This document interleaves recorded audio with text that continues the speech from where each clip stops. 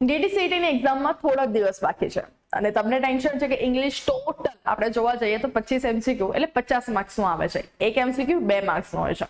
તો મેડમ ઇંગ્લિશમાં પાસ થવું છે તો મને ચેપ્ટર 1 અને ચેપ્ટર 2 ની સ્ટ્રેટેજી કહેશો? તો ચલો આજનો વિડીયો તમારા માટે છે, જ્યાં હું લઈને આવી છું ઇંગ્લિશની સ્ટ્રેટેજી. શરૂ કરીએ છીએ આજના વિડીયોની. મારું નામ છે ભૂમિ પટેલ. તમારા બધાનું સ્વાગત છે પ્રિયશ વિદ્યાપીઠ એન્ડ પ્રિયશ જ્ઞાનપીઠ યુટ્યુબ ચેનલ પર. વિડીયો પસંદ છે તો લાઈક તો કરી જ લેજો અને બધાને શેર કરી દેજો જેને બહુ શોર્ટ ટ્રીકમાં પાસ થઈ જવું છે. તો ચલો સૌથી પહેલા આ તમારો સિલેબસ છે, જેમાં ફર્સ્ટ ચેપ્ટર હું ચેપ્ટર 1 ચેપ્ટર 2 એવી રીતે કહું છું એને. તો 1 2 3 4 અને આ છે તમારું 5. ડન દોસ્તો. થિયરી ઓફ કમ્યુનિકેશન અને કોમ્પ્રિહેન્શન ઓફ અનસીન પેસેજ ના રિલેટેડ આજે હું તમને વાત કરીશ. First unseen passage. નામ જ છે કે પેસેજ જે છે એ મેં જોયેલો નથી. આના પાછળ ટાઈમ વેસ્ટ કરવાની જરૂર નથી. આના પાછળ તમારે ટાઈમ વેસ્ટ કરવાનો નથી. તમે રેન્ડમલી એટલો ઈઝી તમને અનસીન પેસેજ પૂછાશે કે એમાંથી 5 માંથી તમારા 3 MCQ તો તમને ડાયરેક્ટલી અંદરથી મળી જ જશે. એટલે આના માટે તમારે ટાઈમ વેસ્ટ કરવાની જરૂર નથી.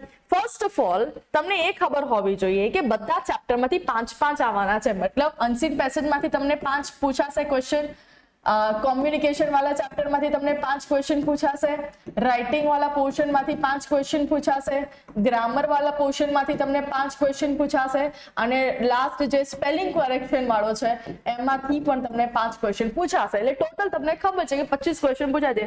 5 5 10 20 એન્ડ 25. તો એવરી ચેપ્ટર માંથી તમારું 5 માર્ક્સનું વેટેજ છે. 5 માર્ક્સનું કમ્પલસરી પૂછાવાનું છે. સેકન્ડ વાત કરીએ તો અનસીન પેસેજ. ચલો તમારે સોલ્વ કરવો છે એક્ઝામમાં તો કઈ રીતે સોલ્વ કરશો?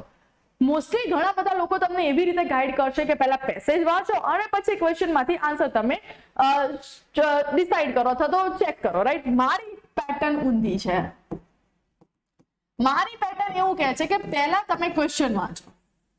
The reason is કે જ્યારે તમે પહેલા ક્વેશ્ચન વાંચશો અને ક્વેશ્ચન પછી તમે જ્યારે પેરા વાંચશો ત્યારે પેરામાં લાઈન જોશો ને ત્યારે ખબર છે ઓ આવો પણ ક્વેશ્ચન પૂછાય, આવો પણ ક્વેશ્ચન પૂછાયો છે, આવો પણ ક્વેશ્ચન. તો તમને એ લાઈન માર્ક કરતા જશો કે આ લાઈનમાંથી ક્વેશ્ચન પૂછાયેલા છે. તો અનસીન પેસેજ સોલ્વ કરવાની બેસ્ટ ટ્રીક. અને સૌથી પહેલા તો અનસીન પેસેજ ક્યારે પહેલા સોલ્વ જ નહીં કરવાનો, કારણ કે એમાં તમારો ઘણો ટાઈમ જતો રહેશે.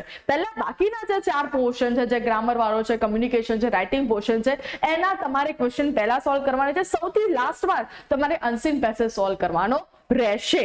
અન્ડરસ્ટુડ? એ તો વાત થઈ આપણી પેલી. ચલો બીજી વાત કરીએ કમ્યુનિકેશન વાળા ચેપ્ટરની. તો કમ્યુનિકેશન વાળું જે ચેપ્ટર છે એમાં પણ 5 માર્ક્સ આપણે રોકડા લાવવાના છે. રોકડા કઈ રીતે? બહુ ઈઝી છે.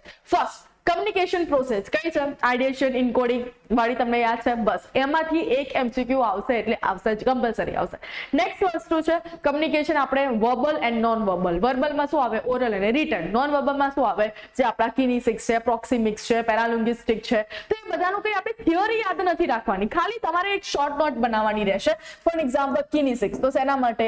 પેરાલિંગ્વિસ્ટિક તો શેના માટે? ક્રોનોમિક્સ તો શેના માટે? પ્રોક્સિમિક્સ તો શેના માટે? બસ આવી રીતે કીવર્ડ વાળી તમે એક નોટબુક બનાવી દો, બસ વેરી ઇઝી. એમાંથી જ આવશે, બાકી બહુ ડિટેલમાં નહીં આવે. અને એના પછીમાંથી પણ એક ક્વેશ્ચન આવશે, એ છે તમારો બેરિયર્સ ઓફ કોમ્યુનિકેશન, જેમાં તમને physical, psychological, environmental, semantic, culture barrier આના રિલેટેડ આવશે. આટલા 5 કે 6 બેરિયર માંથી જ તમને એક ક્વેશ્ચન કમ્પલસરી આવશે. જે આ સેકન્ડ ચેપ્ટર છે કમ્યુનિકેશન, એ બહુ જ ઈઝી છે. આરામથી 5 માર્ક્સ આવશે, ક્યાંય તમારા માર્ક્સ નહીં જાય. મેં તમને કીધું એમ ફર્સ્ટ ચેપ્ટર અને સેકન્ડ ચેપ્ટરમાં આટલું તો તમારે કરીને જવાનું જ છે, કારણ કે આ વખતે જો ગઈ વખતે તમારો ફર્સ્ટ રેન્ક જે પર્સન હોય તેના 190 હોય તો આ વખતે ડેફિનેટલી હું કહી શકું છું જે પણ વ્યક્તિનો ફર્સ્ટ રેન્ક આવશે એનું 195 પ્લસ આવશે ને આવશે, કારણ કે ઓબ્વિયસલી વ્યક્તિ આટલા ટાઈમથી મહેનત કરતી હોય તો એનું રિઝલ્ટ આવવાનું જ છે. તો તમે પણ ક્યાંય તમારી ભૂલ પડે છે, હજી પણ તમે આપણો DDCET નો કોર્સ નથી લીધો તો લઈ શકો છો. ક્યાંય પણ ભૂલ આવે છે તો તમે અમને મેસેજ કરી શકો છો. તો બસ આ ફર્સ્ટ અને સેકન્ડ ચેપ્ટરની સ્ટ્રેટેજી તમે તમારા બધા ફ્રેન્ડ્સને શેર કરજો, એમને પણ ખબર પડે કે કઈ શોર્ટ ટ્રીક કરવાથી તમારો સ્કોરિંગ વધારે આવી શકે છે. અને મેં તમને એ પણ કીધું કે તમારે વર્બલ નોન વર્બલમાં આખું થિયરી યાદ રાખવાની જરૂર નથી, ખાલી કી પોઈન્ટ્સ યાદ રાખવાની જરૂર કે આ ટાઈમ માટે યુઝ થાય, આ ડિસ્ટન્સ માટે યુઝ થાય, આ ટોન ઓફ વોઇસ માટે યુઝ થાય, આ બોડી લેંગ્વેજ માટે યુઝ થાય, આ જેસ્ચર માટે યુઝ થાય, પોસ્ચર માટે, બસ એવા જ કી પોઈન્ટ તમારે યાદ રાખવાના રહેશે. આનાથી વધારે ડિટેલમાં નહીં આવે. તો આવી જ હજી પણ 3, 4 અને 5 ચેપ્ટરની સ્ટ્રેટેજી હજી પણ બાકી છે. તો તમારે આ ચેનલને સબસ્ક્રાઇબ કરી દેવાની છે, બેલ આઇકન પર સ્ટાર્ટ કરી દેજો, જેથી જ્યારે હું આ વિડીયો અપલોડ કરું તમને તરત જ મળી જાય. તો આવા નવા ઇન્ફોર્મેટિવ વિડીયો સાથે આપણે મળતા રહીશું. Till then bye bye, take care.